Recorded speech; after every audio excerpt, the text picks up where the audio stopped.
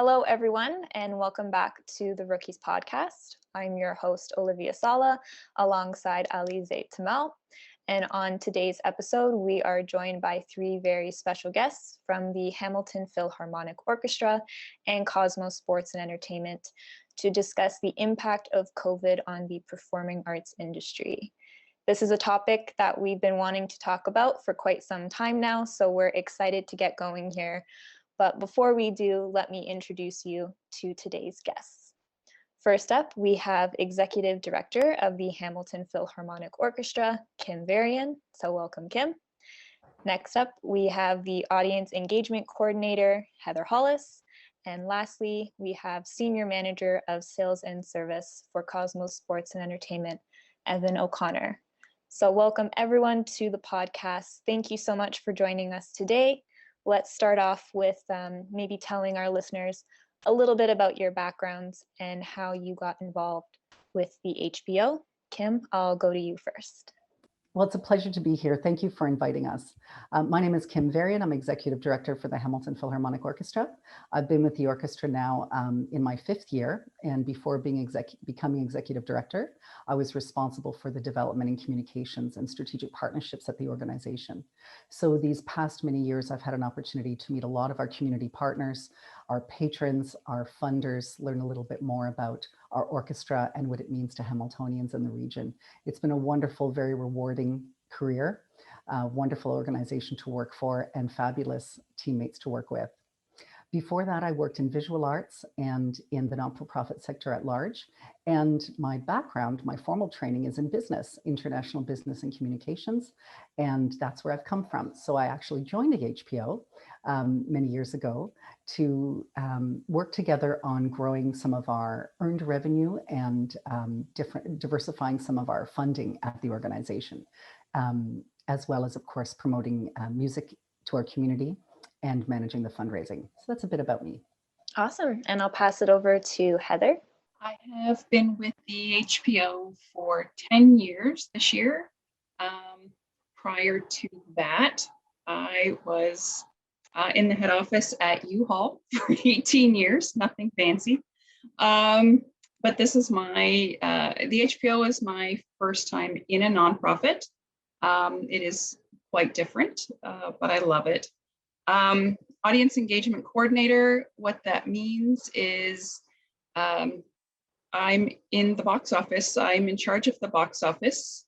Box office at the HPO is different than your average venue box office. We are in an office, so everything is there. We take everything to our venue. But I'm frontline with our patrons, our subscribers, in charge of subscriptions, single tickets, customer service, and I assist. I'm kind of like a third wheel with our marketing team. Awesome. And Evan.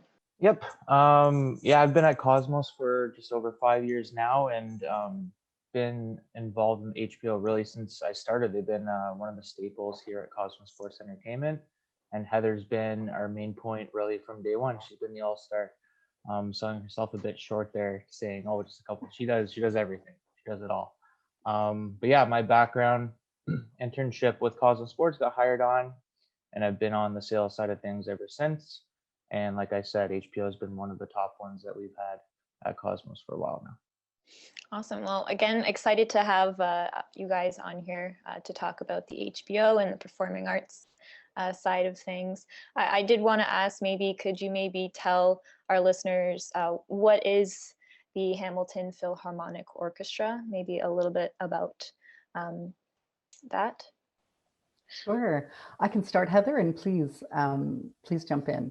The Hamilton Philharmonic Orchestra is an orchestra, a professional working symphony orchestra of musicians, a large ensemble, strings, woodwinds, brass, percussion. And these musicians that work with us, that are our core musicians, do this all day long. It's their professional job.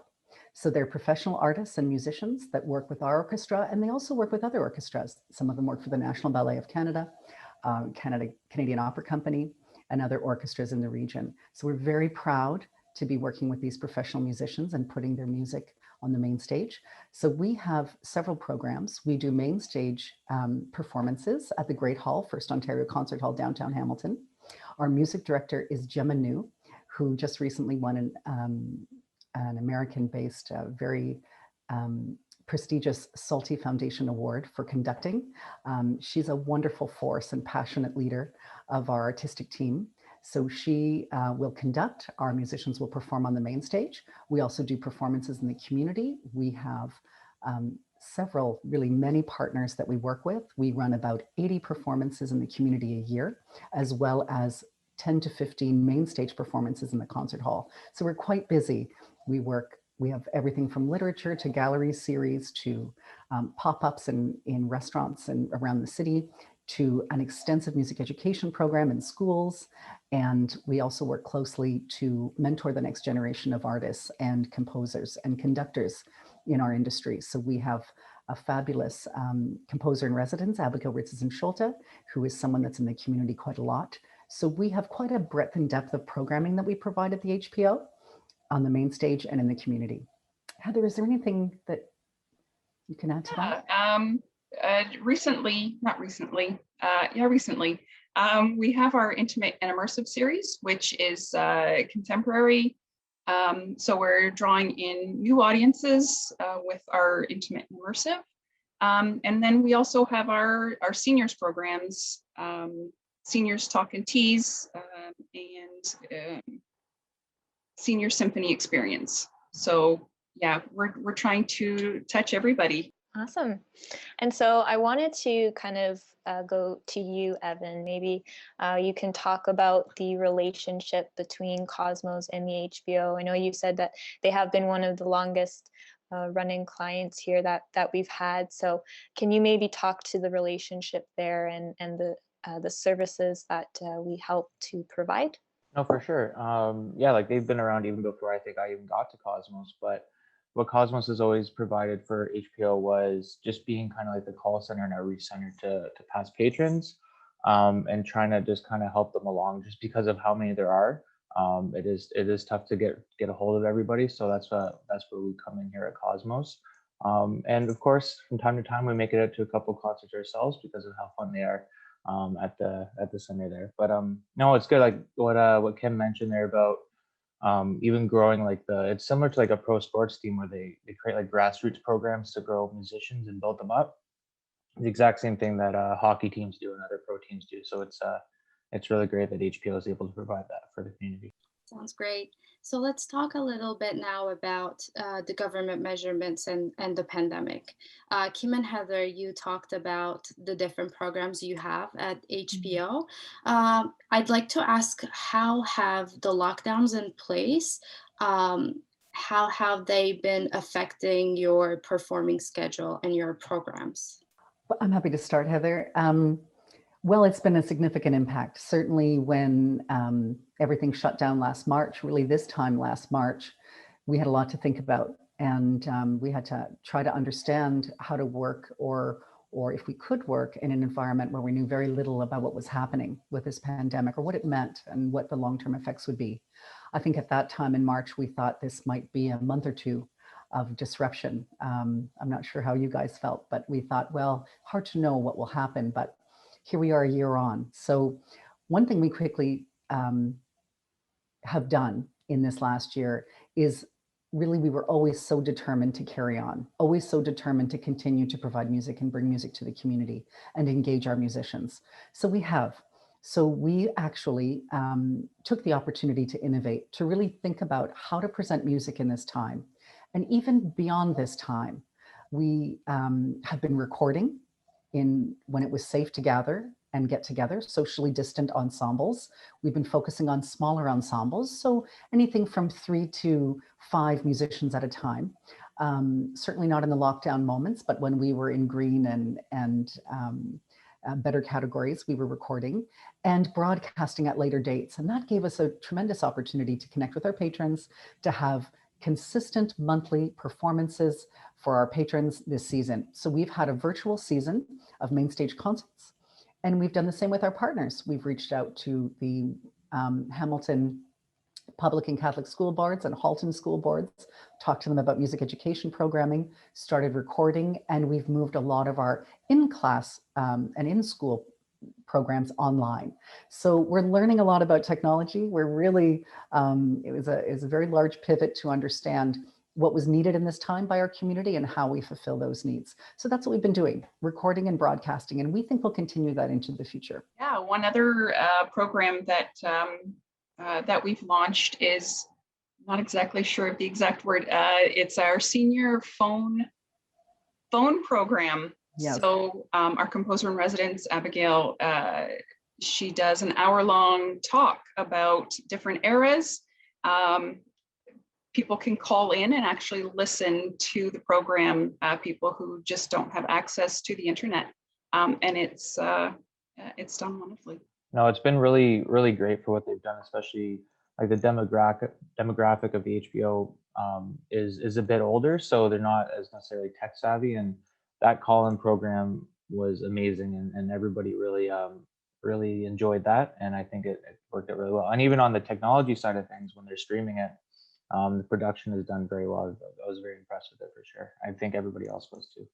I love the idea of this call-in program. I think it's very creative, and it's a great way to, you know, keep your staff and your artists and the audience safe in this pandemic. It's a great idea.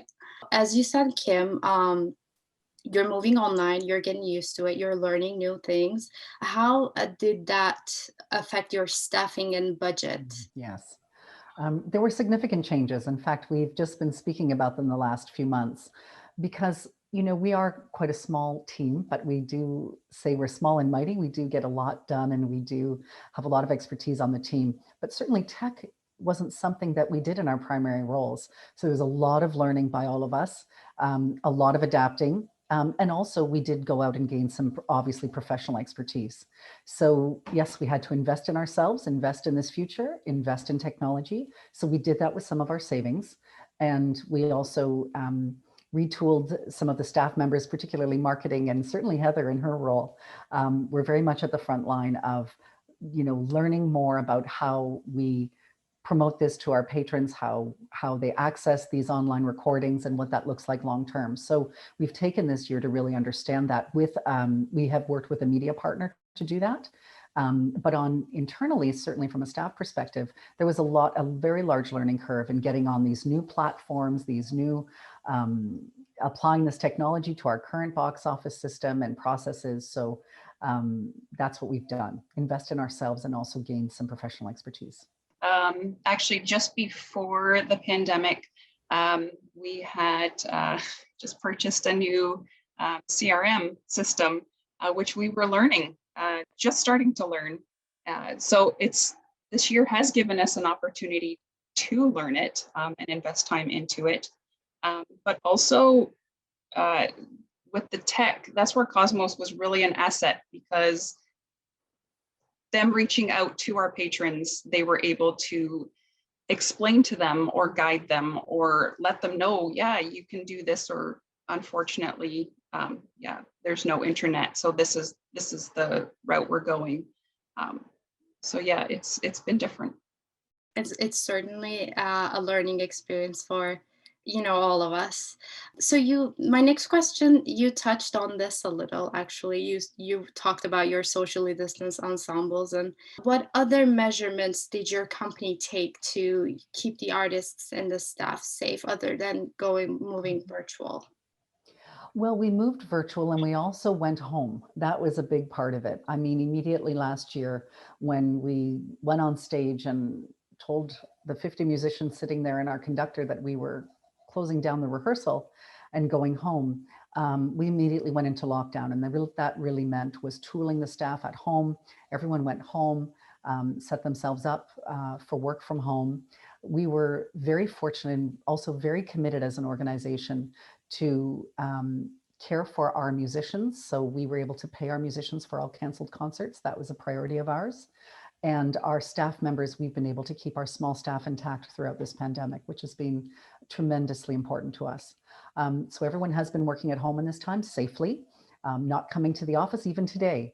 Heather and I are at home at this time. I go into the office a couple of days a week, and some staff members come in, but no one's obliged to. Our musicians are at home as well. They often do at-home recordings. That's been another interesting and different element to their worlds. You know, a lot of our musicians, of course, are performers, right? They perform live as musicians and artists. So they've been taking their iPhones or their smartphones and their laptops and recording themselves for at-home engagements. And that's been tremendous. They've been fabulous sessions, and really letting us know a little bit more about them. So that's been another thing that's happened, is we've taken some of our programming home so that we can protect their safety and continue to have them engaged, and also continue to connect with our community, because we know people are really interested to have music in their lives in this time. And we're doing all we can to find different ways, through telephone, through video, through at-home videos, any way we can at this moment. And Facebook Live. And Facebook Live, yeah. Yeah, we've had our musicians at the beginning. We had weekly Facebook Live, get to know the HPO. So that was kind of interesting, even for staff. Yeah. That's awesome. It's amazing to see just I think the growth of and the advancement of technology during this whole pandemic, how much it has just really kind of skyrocketed and helped businesses continue to run, which has been amazing to see. So it's great that you guys are coming up with new and creative ways to stay in touch with your musicians and with your fans in the community as well. From a sales side of things, though, Evan, I'm going to come to you for this question.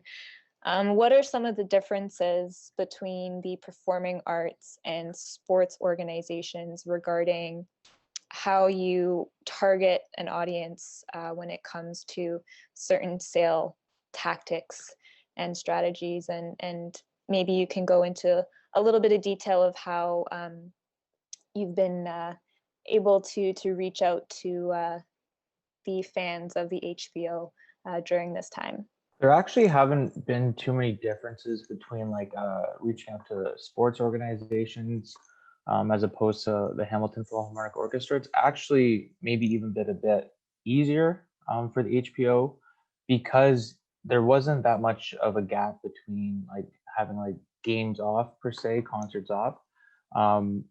We've always kind of reached out by phone or by marketing email, and that didn't change with the pandemic.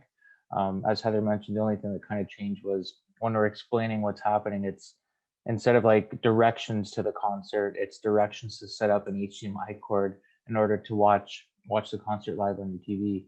So that's really been the biggest change. But as far as sales tactics, the thing that kind of changed a little bit for HBO was normally people like to come in and they sit in certain spots in the venue because they like the acoustics from there. But with this style, it's in the same spot, so it's the best seat in the house always, right? So it's kind of good that way. But yeah, there's obviously pros and cons to either side, but we'll always adapt, and I think all the patrons have had a very good positive time with the online version of the concerts. Awesome. And so we know that the performing arts has been one of the industries that has been hit the hardest with the lockdowns and the pandemic. I'm a big fan of the performing arts. I play the piano, and I've always been very interested in dance and things like that. So I know National Ballet, Cirque du Soleil, you guys, the orchestras, Broadway, all of those things have been affected.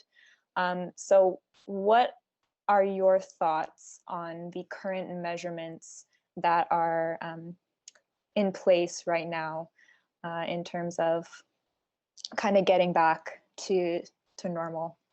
Well, I mean, from our perspective, we follow, of course, the government guidelines, and we're following the COVID framework, reopening framework very closely. We adhere, of course, to those guidelines. Added to that, we as an organization think, we also apply our own qualitative measures around, even if we can be 50 people inside, is that something that we as an organization are going to do at this time as vaccines are coming out and as people are living in different regions that work in our orchestra? So that's something that's been on our mind. So we've taken the approach that right now in this time, we're going to stay smaller for ensembles and grow larger as the spring comes, as we can get outside a little bit, and as vaccines get disseminated more. So that's an approach we've taken. I think every organization to some degree is doing that at this time. I think this last lockdown, it was quite extensive.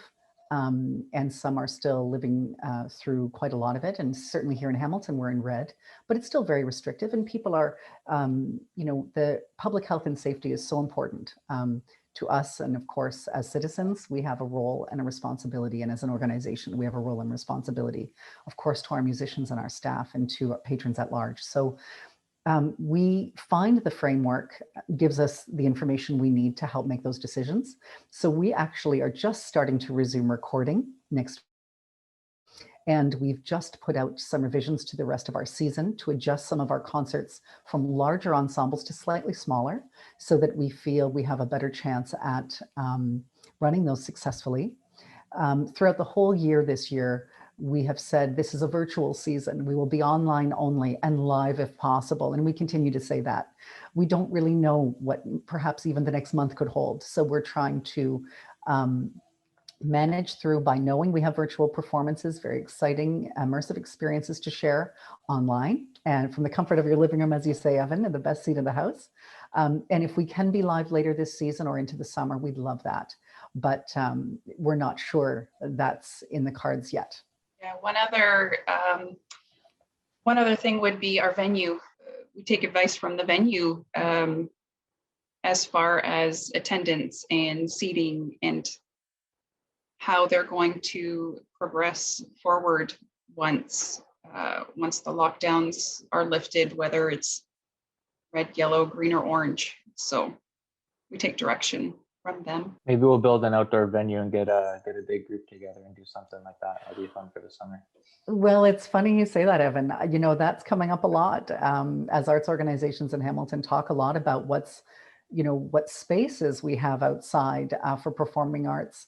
It's something that is coming up and that we are talking about with colleagues. So interesting you raise it. Awesome. So as you talked about it, the HPO is offering online performances this season, 2020 and 2021 season. How was the transition from in-person to virtual concerts, both from your perspective and from the artist's perspective? As you mentioned, they're all live performers, and it must have been quite a transition for them. So could you maybe talk more about that? Sure. It has been actually. When you're live and you're performing live to an audience, you gain so much of your energy from them. And you share that energy together and you share the joy of that piece that you're performing together, and you can feel each other. It's really something. And so I know that when they're being recorded, there's a different kind of anxiety around this being recorded and it being final and this performance being the one. Whereas when you're live, it's, it's a more free-flowing experience in that moment. So it has been different. Actually, we've provided different kind of some coaching around presentation. A lot of our musicians are doing a lot more talking. Well, they do a lot of presentations anyway, but I know that some musicians have said it's been quite an adjustment. It's an empty hall where, there might be plexiglass barriers around them and they're very focused on their piece. They perhaps, it feels different. It feels foreign for sure. It feels new. So it's something that they are adjusting to. But certainly a very different experience for them.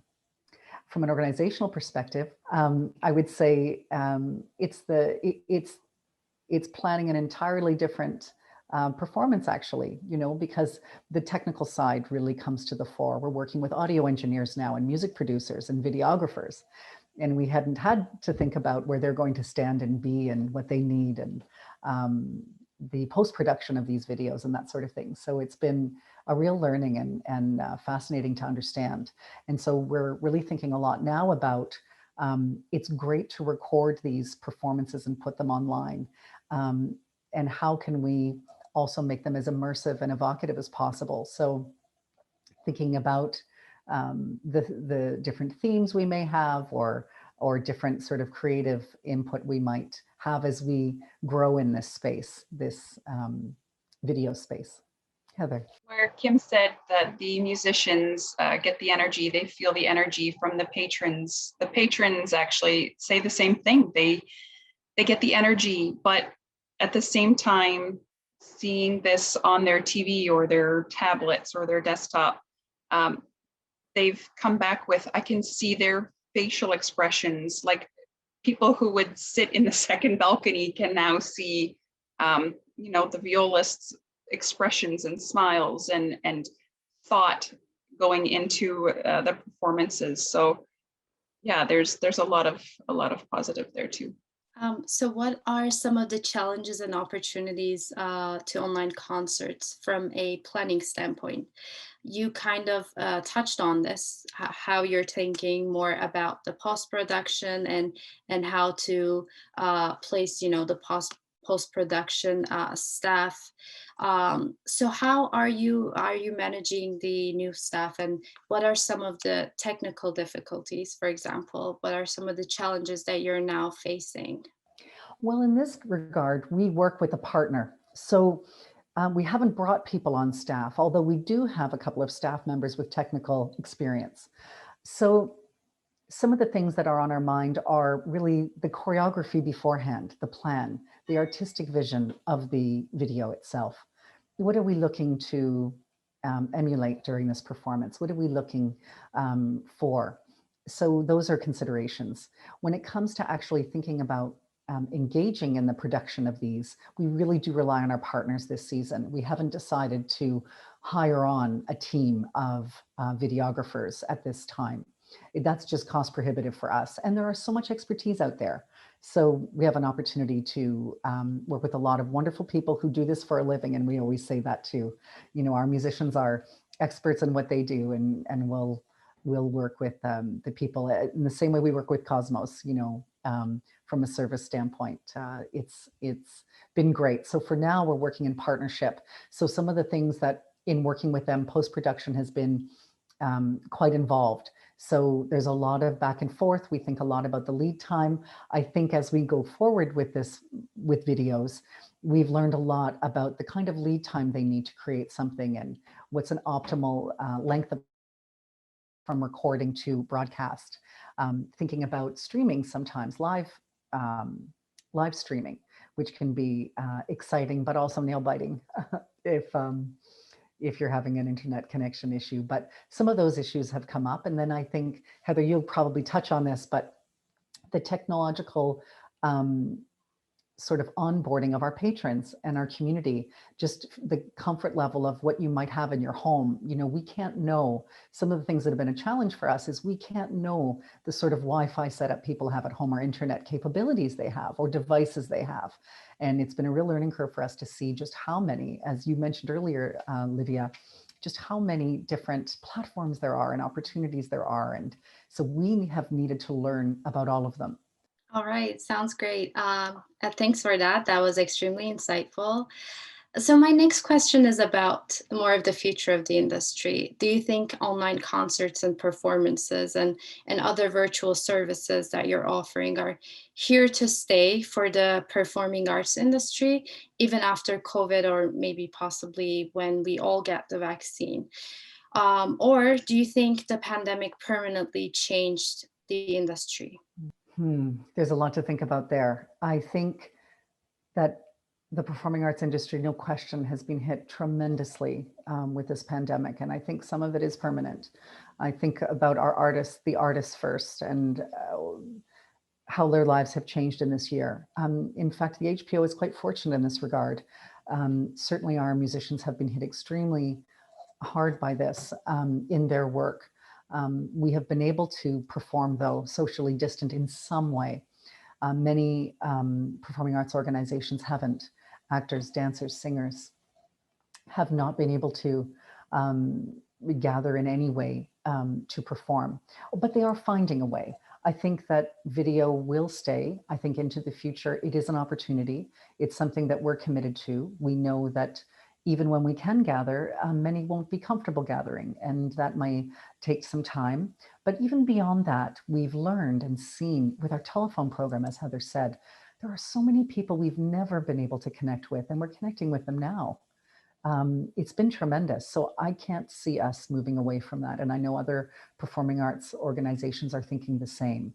We don't want video to replace live. We don't really think anything can, but we're not looking for that. But we can see that there are wonderful online experiences that are really conducive to video, and some that are obviously conducive to live.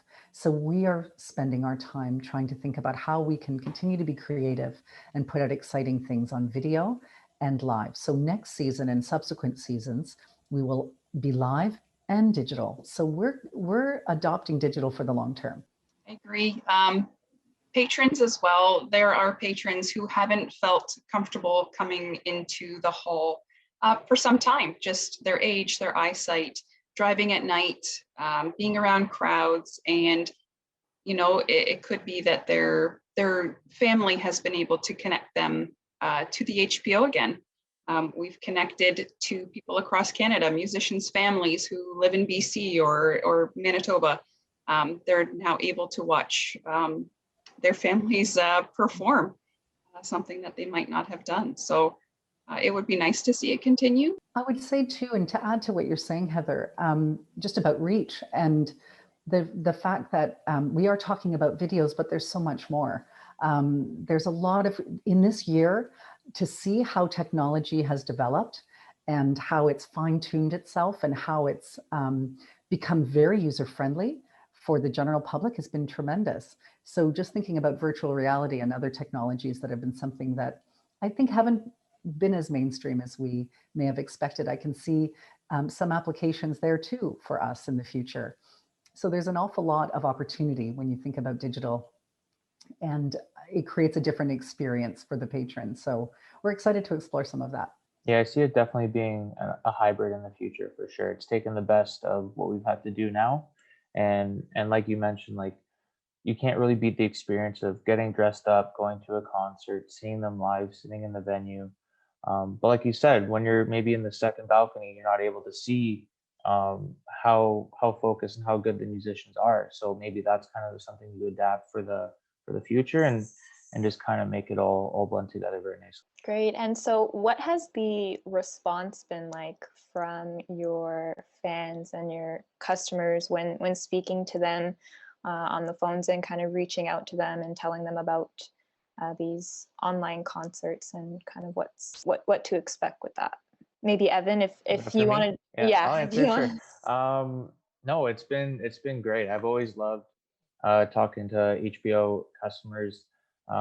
They're so passionate about what HBO does, and they're very understanding. Like they understood we had to go into lockdown, we had to go into quarantining, but we still wanted to provide these concerts to them, and they understood it'd be some bumps and it takes some time to figure out. But I think Kim and Heather did a very good job of getting that all done, and they've been very thankful and grateful of what they did. Again, like I mentioned earlier, there's been some technology issues, but we've been able to adapt and overcome them, and I think we've done very good with it. I agree. Our patrons are so supportive. We have patrons who met at the HPO some 50 years ago, and are still loyal patrons. So we have those who are here to support us for the long haul. And again, we have new people again who have never been able to attend the HPO and are now viewing on their TV. So it's been incredible support, hasn't it, Heather? Our patrons have been tremendous, as they always are, and this season they really did sign up to view everything and to support us and to keep the musicians engaged. We're so very grateful. It's been incredible, an incredible outpouring of support from our community and from new patrons, as you say. So we've been very fortunate. Yeah, I think this online platform has been a great way to introduce new fans to the HPO. because like, again, you can just do it from your home. You don't have to go, to the venue. You can kind of just jump in, buy the link, put it on your TV and see if you like it. And for the most part, I assume most of the new patrons that we got in the online platform are going to be here to stay, and they're probably going to want to come out. And in saying that, most of them are probably a bit younger, which is something that we've been kind of looking to try and get a hold of, as a younger demographic. And this was a good way to get them introduced, at least. Awesome. And so how about keeping your team's morale up during this time? What's that been like for you guys? I'm going to start Okay. by saying that Kim has been a rock for not just me, for the entire staff and musicians. She became ED just at this pandemic time, and she's carried us. I have no words, Kim. You've really been there to support all of us, staff and musicians. So I really don't know how to answer that, but thank you very much. Well, right back at you, because you've been my rock, I have to say. The team's been tremendous. We're a small team, and our musicians, of course, included. We're kind of desperate right now, all in our homes. So really the focus has been on everyone's safety, everyone's care. We did get together for a social in the summer in a park, and that was fun. We've done some socials online, but for me, a lot of it has been making sure people have what they need, that they feel well-paced, not overwhelmed. It's been overwhelming. There has been a tremendous amount of constant change for the team to manage. We're used to doing so many more events, but in all of the learning and new elements that we've had to incorporate this season, it's created a lot of disruption, and they've been incredible at just managing through it all. So that's what I've seen my role as, is just how to keep a pace that people can manage, and if we're getting to a place where we can't manage it, to get some more support in. In fact, Evan, that's how we worked with Cosmos earlier this year, to really help us kickstart our season, to support our patrons, because we knew that we needed more good people on the phone, connecting to them, that would help us be our arms and legs to the community. So that's tremendously helpful. But we're really looking forward to, I have to say for myself, I'm really looking forward to getting the team back together when it's safe to do so. I think we work so well together. It's a creative and collaborative industry and team. And but we're learning, we're Zooming like everyone else. So it's fine. Yeah, and as you said, you're learning along the way. It's all very unexpected, and it's all very, new. So looking back, is there anything you would have done differently as an organization? I mean, that's such a difficult, I guess so many things always. I mean, I think we're very happy that we went down the route of deciding to continue to perform and record. We're very happy about that. That would have been a regret. I think considering putting out a season all at once has been challenging, and something that we're thinking about for next year. Is that something we should still be doing? If things are still so uncertain, should we be planning so far ahead? So that is one thing that in putting something out that should last 8 to 9 months, if you have to then change it, it can be it can build dissatisfaction from the patron's experience. But I think that people understand. But perhaps if we had to do something differently, I might say maybe putting out segments of a season to create a collective season could have been something that worked well. But we chose to put out a season at the time because we really wanted to, and we will see that season through, but we really wanted to show that strength and commitment and determination in the face of this crisis. So we did. But it's meant a lot of certainly work and flexibility on part of the team and our musicians, for sure. Heather, what do you think? the only thing I would have changed would be making myself a workspace at home instead of constantly thinking that we were going back to the office. That's all. No, I wouldn't change. I wouldn't go back to change anything. Yeah, it's a big thing for me too. Definitely couldn't figure out where in the house I wanted to set up. I always thought, no, maybe a couple more weeks I'll be back. Tried out the couch, tried out my bedroom. Now I'm at the dining room table. I think this is where I'm staying for now.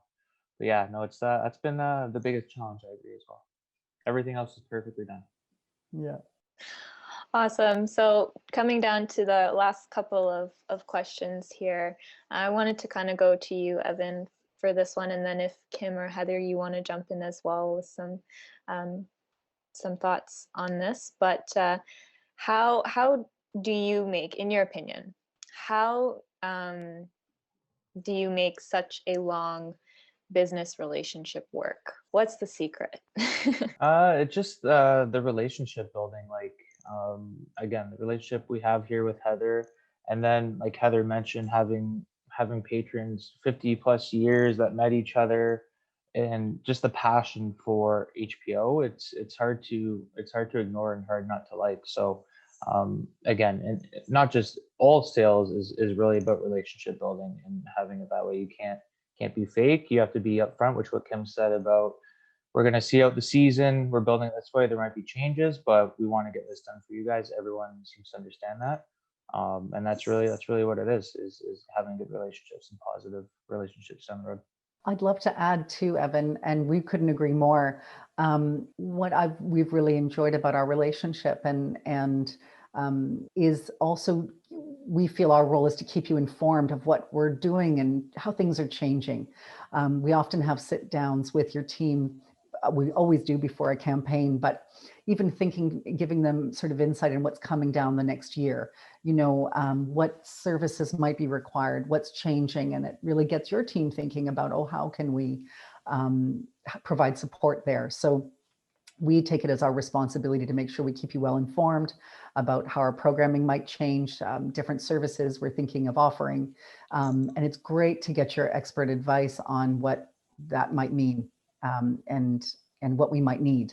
So Mhm. And that's for sure, something like, we and we're take. on the Yeah. yeah, we're on the phones as well, so we're getting feedback directly from the Yes. customers. So us providing that information to you just makes the concerts that much better. And I think you guys are very good at adapting for what maybe few changes need to be made for sure. I think what also helps with the relationship is Cosmos knows our patrons at this point, and if it's a matter of them having to sit on the phone for an extra 15 minutes with one person because they just want to tell them just how lovely the concerts are, or something about their back garden, whatever it might be, they're there to listen, and Yeah, I'd it say really 50% of conversations are about their gardens, and then 50% about HPO. So we very much enjoy those conversations with everyone. So patience is a big part of the relationship. For sure, for sure. Great. So our last question here for today is, what do you think 2021 and beyond kind of holds for the performing arts post-pandemic? Well, I think continued uncertainty. And what I mean by that is, I think we are on our way to a comeback, but to know what that looks like today, it's hard to see. If we look around the world, we do see that some theaters and concert halls are starting to reopen and are open, and they're performing. And I think they probably can't get enough on stage at this time. But I think that will take some time. I think we might see I do believe we'll see a lot of innovation, continued innovation, new types of projects. I like to think we'll also see arts organizations working more closely together and collaborating in real ways to bring joint programming to patrons. We're very excited to do more of that ourselves.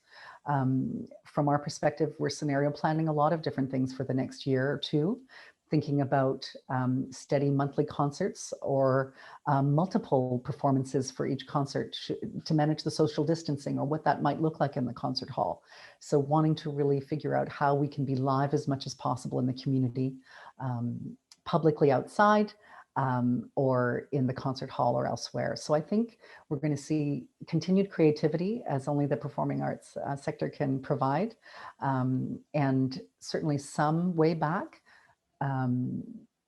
But again, I hate to speak out of turn so early on to know what that could look like, but we're certainly hopeful, and all indicators show us that we should, by this time next year, be thinking about being back in some greater way. Perfect. And so any last thoughts from any of you before we end off here? No, just to thank you very much for putting this together. It's been a wonderful, very fulsome discussion, and you've given us a lot to think about too as we reflect on what this pandemic has meant and what it's taught us, for sure. Thank you very much. Yeah, Olivia, I was going to say it's great that we got to get Kim and Heather on here, because obviously Cosmos Sports, we're Cosmos Sports Entertainment, so the orchestra side of things needs to be brought light to as well. So it's great that we have them on, and it's been a lot of fun. Obviously, I'm a huge hockey guy, but like I said, I've been involved in the HBO for the last 5 years, and I've loved it. It's been a lot of fun. It's been really such a pleasure getting to talk with you guys, and yeah, thank you so much. Is there anything kind of coming up here for the HBO that you'd like to tell our listeners about? A lot of changes. We have amazing concerts lined up from this month right up until the end of June.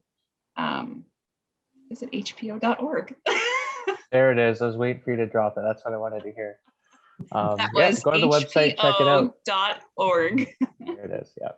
Perfect. Well, I'm definitely excited for the opportunity to be able to come out to one of your performances when all of this is said and done. Yes. It's been on my bucket list for quite some time, so Well, we'll make that happen. Absolutely. Definitely.